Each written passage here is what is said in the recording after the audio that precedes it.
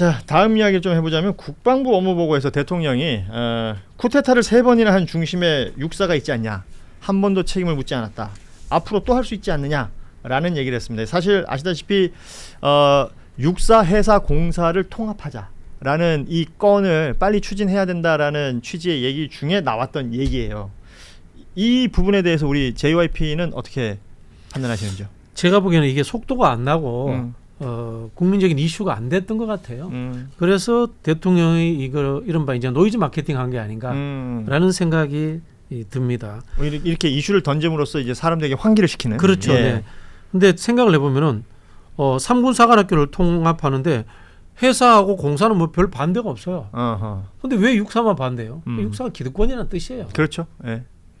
이것도 과거 전례 비슷한 전례를 보면 되는데 사법연수원으로서 카르텔이 있었던 것들이 사실 로스쿨 제도가 오면서 많이 해소됐거든요. 예전에는 너 몇 기야 하면은 바로 기수니까 그 기수랑 아는 사람 하면 안 되는데 요즘 너 몇 기 하면 우리 학교 아니잖아. 뭐 아는 사람이야? 뭐야 아저씨 이렇게 바로 이렇게 되거든요. 뭐야 이 아저씨까지가? 실제로 그래서 약간 변호사 커뮤니티에서는 로스쿨 출신 뭐 없다, 그러니까 예의 없다, 싸가지 없다라는 얘기가 나오는데 사실 우리 입장에서는 제 전방에 서 계시고. 그렇죠. 아니 내 의뢰인이 중요하지. 아저씨가 몇 개인지가 내가 무슨 상관이야라는 그렇죠. 식의 이제 문화가 자리 잡았어요. 그리고 실제로 대중분들한테는 뭐 돈스쿨이나 이렇게 비판을 많이 받지만 현실적으로 통계로 봤을 때는 그 다양성도 엄청 다양해졌고 저소득층이나 이렇게 공부하기 어렵던 분들도 장학제도를 통해서 더 많이 들어온 게 통계적 사실이거든요. 그래서 아마 그러한 당장은 여기에 대해서 비판이 많은 걸로 알고 있습니다. 3사 통합에 대해서. 하지만 그 정말 카르텔 해체와 다양성 확보를 위해서라도 대통령께서 좀 뚝심으로 밀고 나가기 위해 좀 이슈를 던지시지 않았나 싶습니다. 그러니까 지금 이제 앞서 기득권이라는 표현을 해주셨는데 육사 총동창회, 그리고 이제 여기에 같이 발을 붙이는 게 이제 국민의힘입니다. 지금 대통령이 하고 있는 저 얘기는 보복이다, 뭐 이런 얘기를 하고 있는 거 아니에요? 그 육사 총동창회는 뭐 그럴 수 있겠다 싶은데 국민의힘은 왜 이러는 겁니까?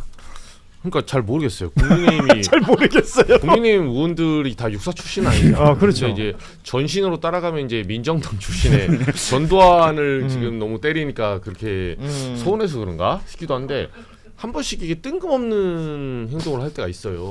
저는 왜냐하면 굳이 그 지난번에도 좀 보시면 조희대 대법원장 뭐 대법원 이 코트 지적하잖아요. 국민의힘 들고 일어나요.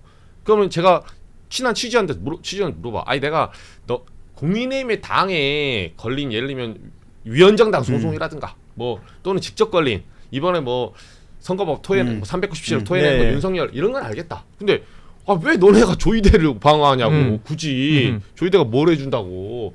그냥 대법관이 중립성 있는 사람이 놔두면 되지. 뭐 하든 간에. 근데 이 육사를 옹호하는 것도 굉장히 앱노멀한 상황이에요. 그러니까 이거는 반대를 위한 반대의 어떤 그런. 그러니까 예를 들어서 이재명 정부가 뭘 추진해, 그럼 우린 시작을 반대로 하겠어. 그렇죠. 뭐 그 정도의 정서로 보시는 거예요. 좌표를 이제 찍고 시작하죠.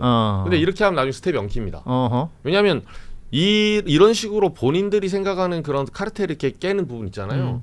그거를 가장 엉뚱한 짓을 한 게 윤석열이잖아요. 갑자기 의료계에 간다고.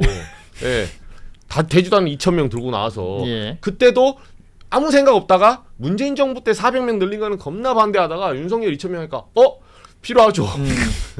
갑자기. 그러니까 정파적으로 생각하면 스텝이 꼬인다니까요. 얽힐 수밖에 없다. 근데 실제로 지금 인스타나 극우들이 좋아하는 매체, 스레드 뭐 이런 데서는 이 부분이 굉장히 뜨거운 감자예요. 그러니까 그 진보 정권, 그들이 생각했던 좌파 정권은 역시 안보를 무너뜨린다.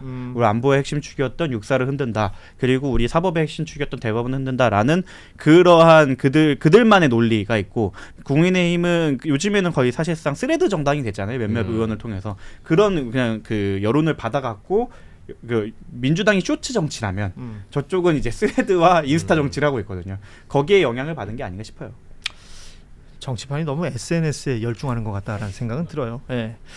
자, 그러면 전작권 회복 필요성도 대통령이 거듭 강조하고 있고, 뭐 한미 안보 회의가 이제 곧 있을 예정인데 여기서 이제 시기를 못 박는다 이런 얘기들이 나왔는데요. 전작권 관련해서는 이제 우리 JYP가 나름의 역사를 좀 설명해 주시면 좋을 것 같습니다. 이게 지금 왜 이 타이밍이 중요한지도 사실은 굉장히 중요할 것 같고요. 뭐 실제로 우리 전작권이라는 것이 6.25 전쟁 때부터 그렇죠. 이 유엔군이 주둔했을 때부터 있었던 거 아닙니까? 그렇게 됐고 이제 한미 행정협정을 통해 가지고 미군이 그 전시 작전권을 가지고 있고 실제로 일상적인 작전권은 우리 그렇죠. 그 군이 다 갖고 있습니다. 다만 이제 전작권 문제가 특히 이제 불거졌던 게 노무현 대통령 때 자주 국가가 왜 전작권을 가지고 있지 못하느냐라는 이야기를 대통령이 연설을 합니다. 그러면서 장성들이 우리가 뭐 전작권을 유지해야 됩니다. 그러니까 그럴 거면 당신들 왜 대한민국 군인 하느냐 이런 정도까지 강한 비판을 해요. 근데 그랬다가 결국은 이제 민주당이라든가 진보 정권은 전작권을 가져와야 된다라는 것이 논리가 거의 만들어졌었어요. 예. 근데 이제 윤석열 내란때 전작권이 있었더라면 어떻게 했을까라는 이런 또 이상한 역설적인 사례가 역설적인 사례가 생김으로 인해 가지고 전작권 이야기가 집권하고 쑥 들어갔어요. 근데 지금 제가 봤을 때 전작권 이야기가 나오는 이유 중에 하나는 트럼프 정부와 관련이 있는 것 같아요. 예. 트럼프 정부와 관련이 있고 중국과의 관계에서도 관련이 있는 것 같고 그다음에 또 방산 산업이라는 그런 산업적 측면하고도 연결돼서 굉장히 좀 종합적인 것 같다. 저는 그런 생각이 듭니다. 그러니까 이제 대한민국의 위상이라는 게 이제 과거와 달라진 부분이 있고 그 방산이라는 이제 산업적 부분도 얘기를 하시는 부분이 있지만 이건 또 굉장히 상징적인 얘기이기도 하지 않습니까? 전쟁이 났는데 작전을 우리 군이 못한다. 주권이 있는 국가라고 말할 수 있나 이렇게 평가하시는 분들도 있기 때문에 여기에 대한 의지를 대통령이 보인 것으로 보이고 이게 절차라는 게 필요한 것이고요. 그 절차 안에서도 이견들이 있는 부분들을 또 맞춰 나가야 되는 부분들이 있는 거라서 이건 뭐 무조건 우리 할래 그런다고 되는 것도 아니니까 예, 이 얘기를 지금 한 것으로 보입니다. 전작권 관련해서도 이게 이슈화가 되면 이게 전작권 얘기만 하면 좋겠는데 이게 결국은 정쟁으로 빠지더라는 거죠. 우리나라 내부에서 전작권 환수를 반대하는 목소리들도 분명히 있는 건 아닙니까? 성조기 들고 나오시겠죠 또. 네. 그러니까 이게 좀 국제 안보 이제 역사적 그 맥락이 좀 있는데 엄밀히 말하면 이제 유럽의 마셜 플랜 2차 대전에 이제 마샬까지 하네요. 네, 마셜 플랜 이후에 이제 미국이 이제 고립주의에서 벗어나는 그 태동의 같이 이제 기회를 같이 해요.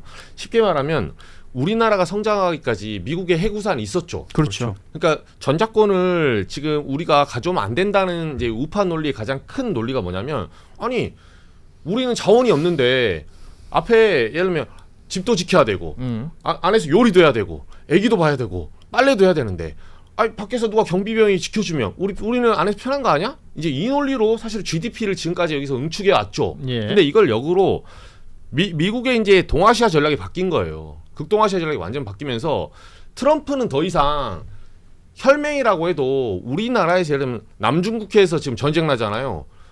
한미연합 이제 기동군으로 되는데 육상 자위대까지는 같이 끌고 가죠. 근데 우리나라를까지 인계철선으로 보호할까요? 라는 의문이 제기된 거예요. 그렇습니다. 트럼프는 네. 그런 추파를 여러 번 던지고 있어요. 그리고 주한미군 사령관 브런슨인가요? 뭐 우리를 뭐 단검에 비유한다든지 그렇죠. 뭐 이런 것들이 그들이 보고 있는 관점 같은 것들을 우리가 확인할 수 있는 시간들이 있었기 때문에 지금 이 타이밍에 이 이야기도 지금 나오고 있는 것 아닌가. 그래서 결국은 이거 자존심의 문제가 아니라 제가 뭐 한 20-30년 전만 해도 뭐 일리 있어요. 그렇게 볼 수도 측면도 있죠. 보면 아니 뭐 미국이 어차피 개입해 줄 건데 뭐하러 이걸 해서 GDP를 낮추냐. 경제 논리 안보 논리가 충돌되는 부분을 지적할 수 있습니다. 근데 지금은 그때 대극동아시아 전략이 완전 바뀐 거예요. 그렇죠. 미국에. 예. 그래서 이재명 대통령이 그걸 읽고 있는 거죠 지금. 대표적인 사례가 또 이란 전쟁이 있었던 것 같아요. 거기에 미국 주둔군이 있던 나라들이 드론 공격이나 폭격을 받지 않았습니까?